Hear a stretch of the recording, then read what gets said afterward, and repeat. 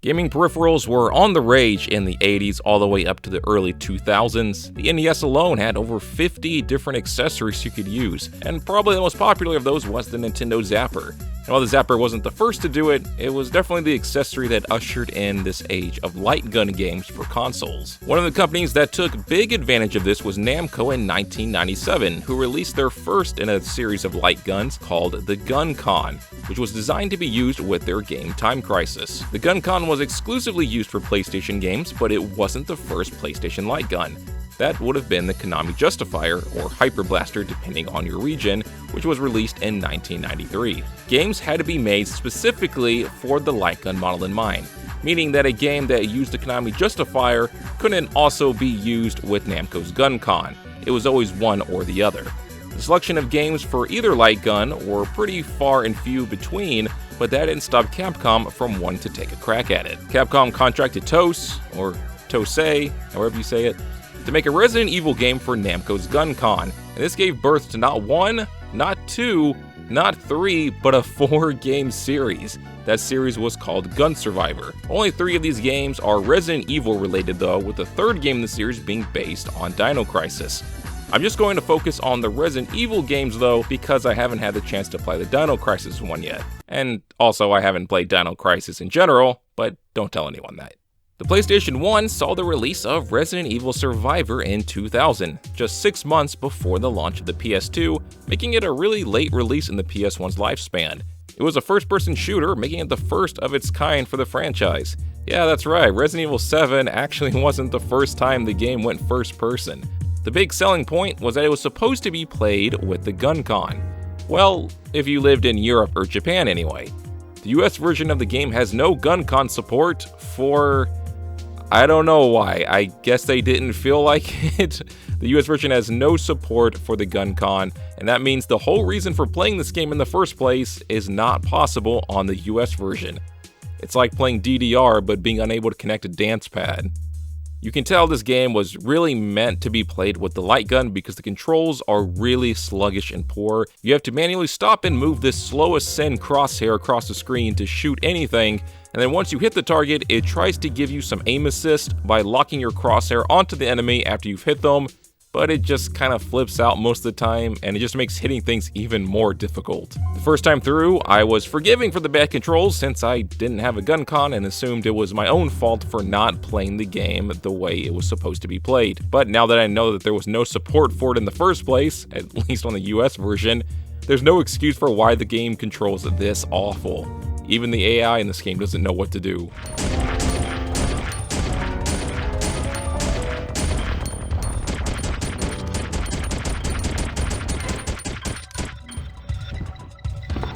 It's also a very linear game. You go from corridor to corridor, blowing up everything in your way, with a few branching paths that lead to different levels, weapons, or bosses. Ultimately though, whichever way you choose, the gameplay doesn't change very much. Enter a room, mash the fire button, grab some items, repeat. The final boss is a Hypnos T-type tyrant, and I was sweating my head off going full try-hard mode to kill this guy with the awful controls, until I learned you can just walk backwards and shoot him. Fun. After phase 1, he enters his next form, and you do the exact same thing until he dies. After this, you escape via helicopter, but the tyrant is still alive, and it latches itself onto the helicopter. And then you get possibly the best tyrant death scene in all of Resident Evil.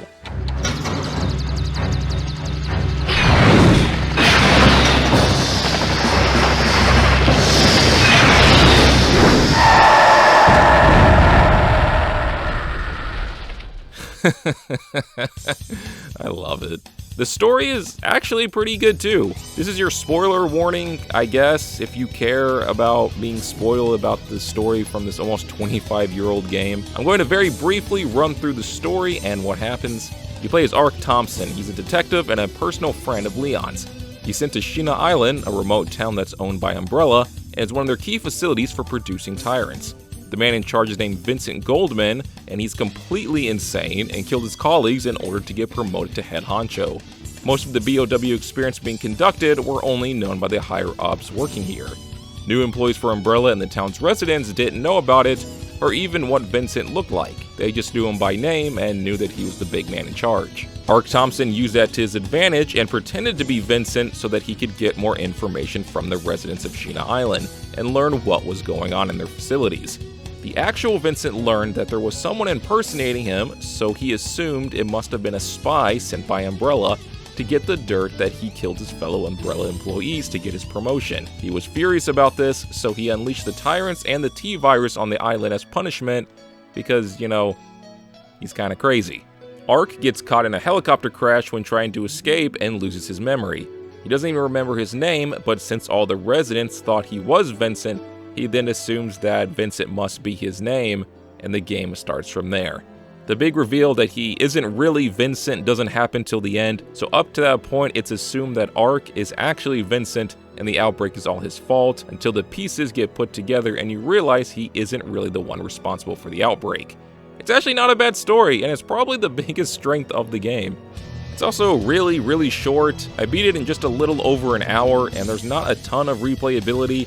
There are some branching paths you can take, so the levels you see and some of the weapons you get are different on multiple playthroughs, and the story does unravel a little bit more as you play through the branching paths.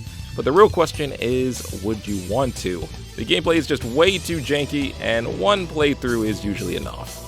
If I had to describe Survivor in general, I'd say it's relatively inoffensive given its age. The controls suck, and no light gun support for the US version is double suck, but nothing was completely miserable. It just kind of exists, and once it was done, I was okay not playing it anymore. The story's pretty good though, and it's also got a decent soundtrack. Definitely not the most memorable Resident Evil game around, but far from the worst. It's the first game in the series though. Maybe they were trying to find their footing and they'll bump out those rough spots in the sequel, right? It gets better from here, right? Oh no, it got worse.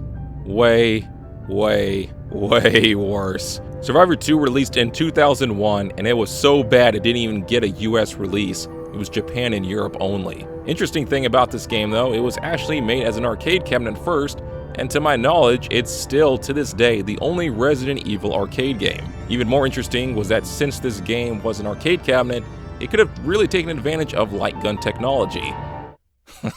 Light gun technology, it sounds so stupid. Instead, it's purely analog with a 3-axis controller shaped like a gun. You can move it forwards, backwards, left, right, and twist the gun to aim. It's actually a pretty unique design. Curiously enough though, the console version did have light gun support despite the original control scheme being closer to a controller. Being that this game is better suited for a controller, and that it's a sequel, it should be nothing but improvements, right? No, not at all. The controls are better, I'll give it that, but they somehow made everything else worse. First off, the story doesn't matter, it's just a retelling of Code Veronica and a non-canon version at that with a bunch of weird inconsistencies, like fighting Nosferatu in the sewers.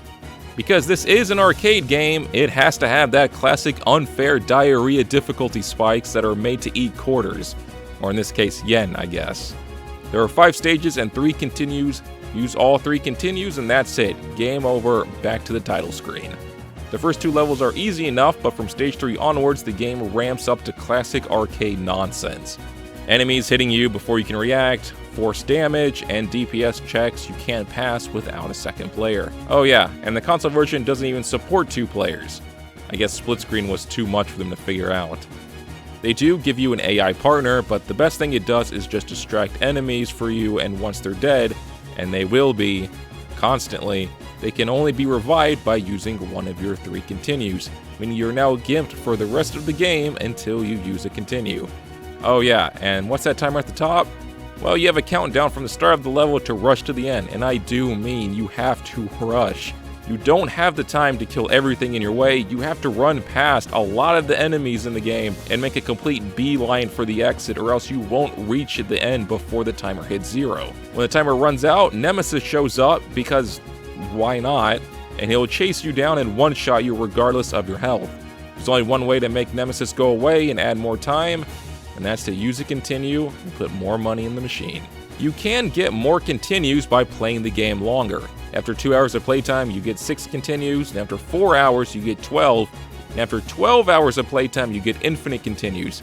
But you'd have to be out of your mind to play this game for 12 hours. Well, they don't just give you infinite continues straight from the beginning, I have no idea. So I did the gamer thing and used save states until I had each level completely memorized. And even after that, I still had to use all 3 of my continues by the time I made it to the last stage, which thankfully is the easiest stage in the game. It's just the final boss, who is surprisingly easy to juke and burn down. After he's dead, you escape and the game is finally over after about 20 minutes. That's it. That is, unless you want to fight the true final boss. Yeah, if you want to fight the secret final boss, you have to collect all 5 hidden jewels in each stage. And after you kill the tyrant on the last level, the shutter opens and you get to fight Nemesis, who, believe it or not, is the easiest fight in the game. You just grab the rocket launcher, strafe in circles, and hit him till he's dead. Easy peasy. After that, you get the exact same ending sequence and the game is finally done.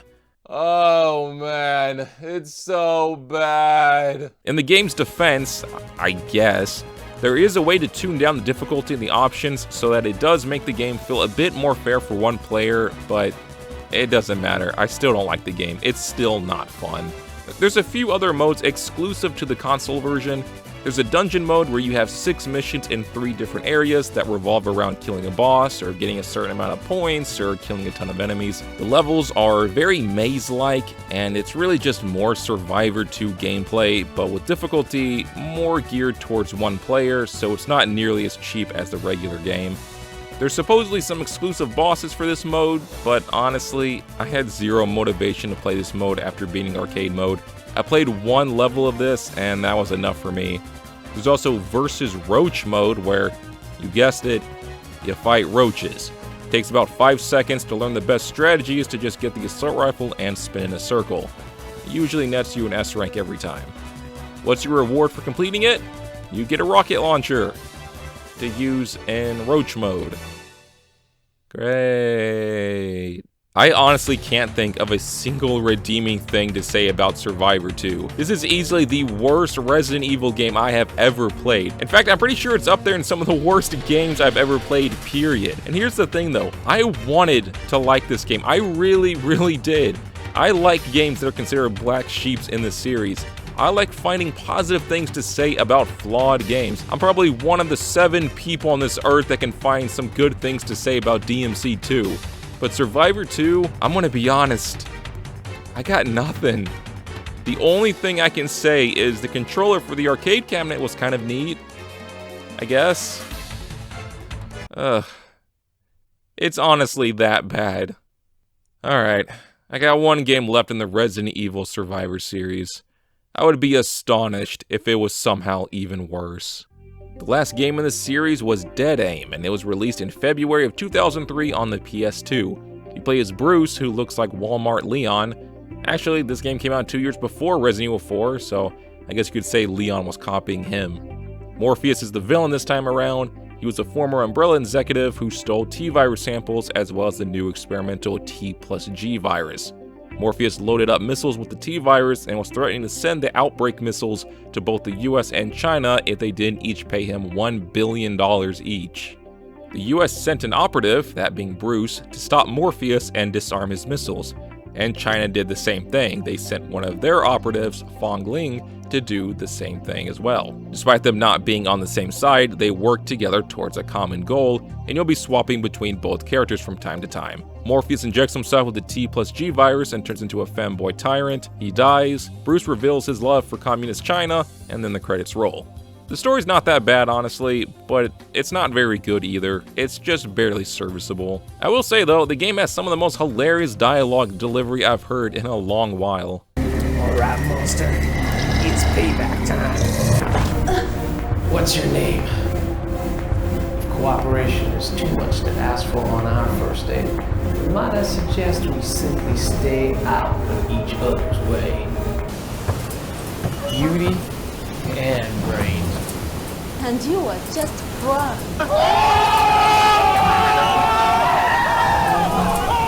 This time around, it's a hybrid of a third-person camera to move around and going into first-person to fire. It actually works pretty decently, and although I imagine playing with a gun con is still the best way to play it, controller support wasn't a complete afterthought this time, and feels good enough. Aiming is still a little weird though. There's just one speed for aiming, you can't adjust it by how far you push the analog stick. it's just one static speed, so that can make fine-tuning your shots a little bit of a pain. Not the end of the world, but a little annoying. Supposedly, this game also has mouse support to make aiming easier, but I didn't bother with it and just made do with the analog stick. It worked well enough.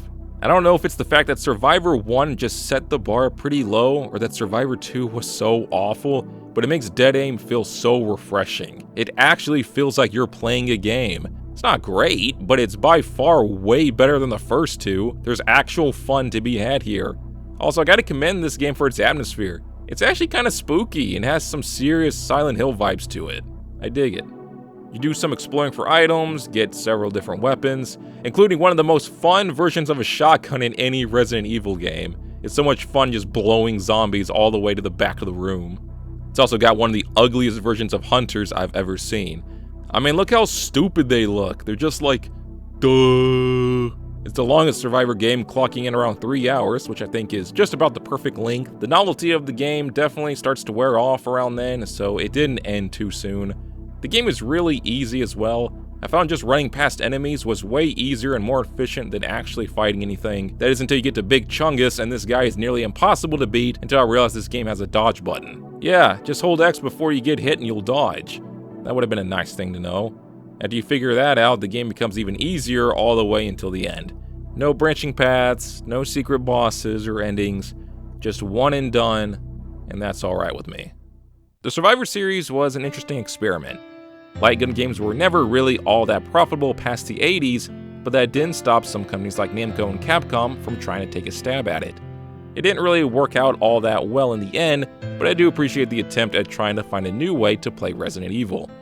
Kinda bums me out that there's not really an easy way to play light gun games anymore. You need to have all the original hardware plus a CRT television, and all those things command outrageous prices these days, so your best bet for playing something like it authentically is hopefully having an arcade nearby that keeps your cabinets in good condition. Overall, I wouldn't even say the Survivor games are really all that terrible. They're mildly fun at best and boring at worst, but not the worst way to spend an hour or two. Except for Survivor 2, that was the biggest pile of doo-doo I've ever played.